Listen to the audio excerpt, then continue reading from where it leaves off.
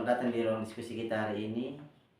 Dalam episode kali ini kita akan membahas topik yang sangat relevan dan penting dalam kehidupan berbangsa dan bernegara, yaitu politik pembangunan dan partisipasi masyarakat dalam pembangunan. Di sini bersama saya Willy dan sudah ditemani bersama dua teman diskusi kita. Halo, saya Galin, senang bisa bergabung. Halo, saya Nimpa. Terima kasih sudah mendengarkan podcast ini.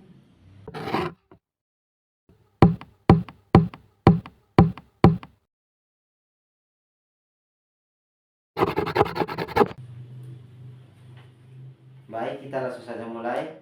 Kita tahu bahwa pembangunan adalah upaya untuk meningkatkan kualitas hidup masyarakat.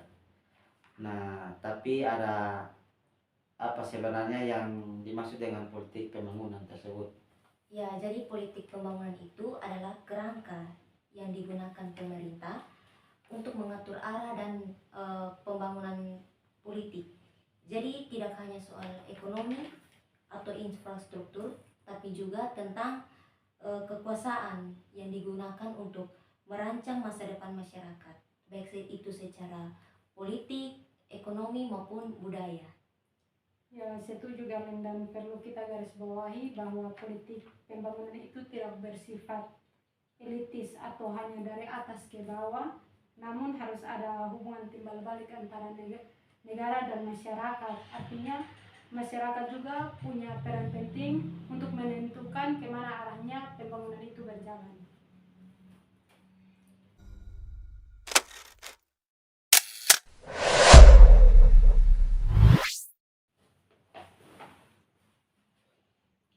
Nah, kan menarik ini. Kalau kita udah masuk dalam teori pembangunan politik, ada dua tokoh penting, yaitu Samuel Huntington dan Lucian Pye. Mungkin bisa dijelaskan dulu.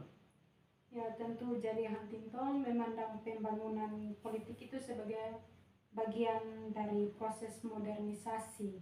Ada 4 kriteria menurutnya, yaitu rasionalisasi politik, integrasi nasional, demokratisasi, dan mobilisasi politik.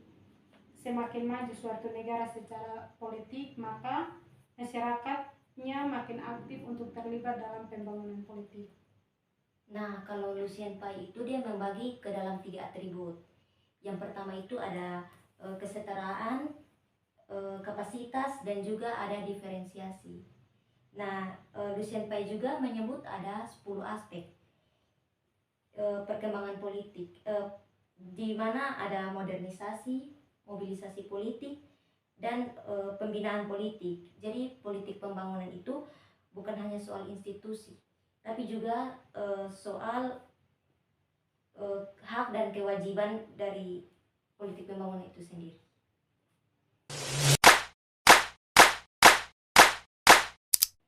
Ya, baik, ini dalam segmen berikut partisipasi masyarakat dalam pembangunan. Kita sudah masuk ke bagian yang penting lainnya, yaitu partisipasi masyarakat. Mungkin apa sebenarnya makna partisipasi masyarakat dalam konteks pembangunan itu?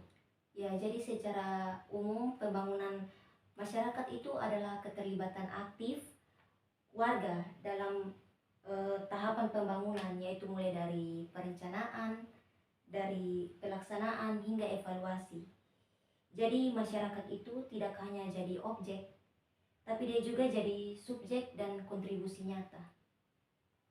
Benar, menurut beberapa ahli seperti Slamet dan Isbandi, partisipasi itu bisa berbentuk ikut menyampaikan gagasan, memberi tenaga, bahkan menikmati dan menilai hasil pembangunan.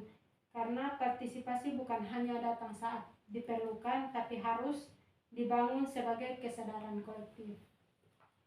Baik, kita langsung saja ke segmen berikutnya tentang bentuk partisipasi dan tantangan dari bentuk partisipasi itu. Lalu seperti apa itu bentuk-bentuk dari partisipasi masyarakat itu? Menurut Yadav, ada 4 partisipasi, yaitu yang pertama partisipasi dalam bentuk pengambilan keputusan, di mana partisipasi dalam masyarakat di wilayahnya perlu ditumbuhkan melalui forum yang mungkin masyarakat berpartisipasi langsung dalam proses pengambilan keputusan terhadap program pembangunan di wilayah tersebut.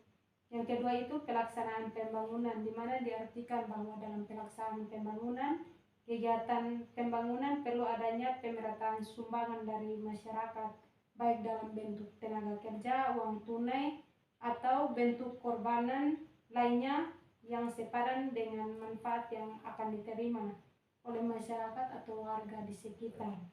Yang ketiga itu pemantauan dan evaluasi, di mana bentuk partisipasi masyarakat dalam membantu memantau dan mengevaluasi program kegiatan dan pembangunan sangat diperlukan guna mengetahui apakah tujuan yang sudah dicapai itu sesuai dengan harapan.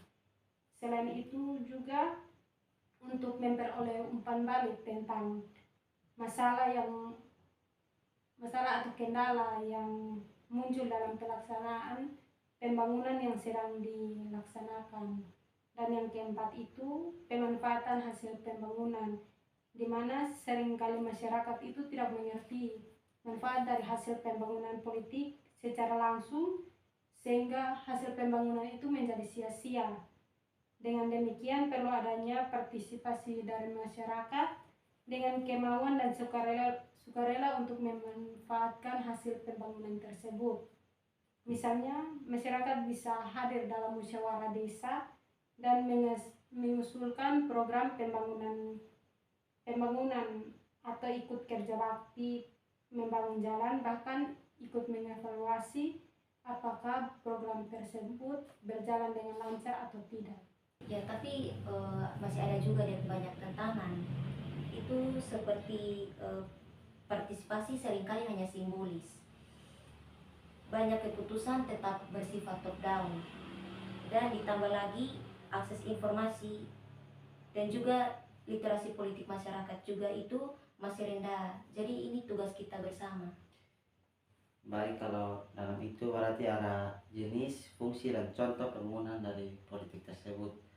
Kita juga tahu bahwa pembangunan politik bisa mencakup perubahan dalam sistem nilai, struktur kekuasaan, dan strategi kebijakan umum.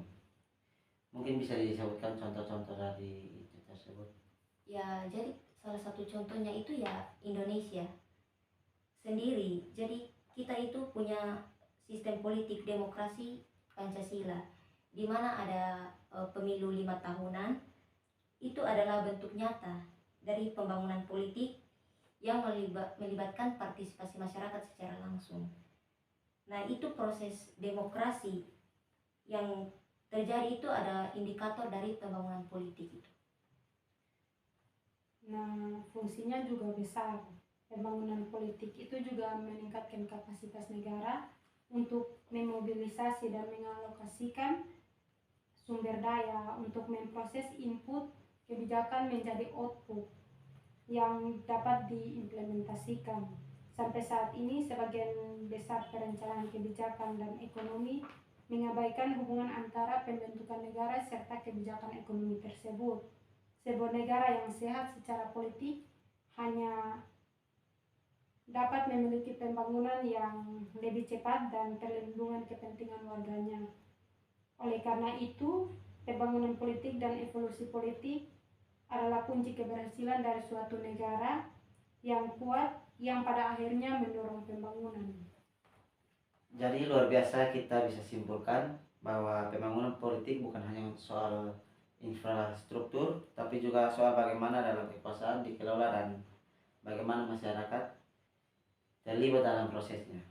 Politik pembangunan yang baik harus dibarengi dengan partisipasi masyarakat yang bermakna. Ya, dan untuk itu juga masyarakat harus diberdayakan, harus diberi ruang informasi agar kesempatan untuk berperan serta itu ada. Dan pemerintah juga harus perlu mendengarkan serta melibatkan masyarakat dalam setiap kebijakan. Jangan hanya ada formalitas saja. Baik, terima kasih Garin dan Nifa sudah berkesempatan menghadiri diskusi kita hari ini. Dan terima kasih juga para pendengar kita yang sudah menyimak dari awal sampai akhir. Sampai jumpa di episode selanjutnya, dan jangan lupa pembangunan yang baik lahir dari partisipatif yang aktif. Sampai jumpa semuanya. semuanya.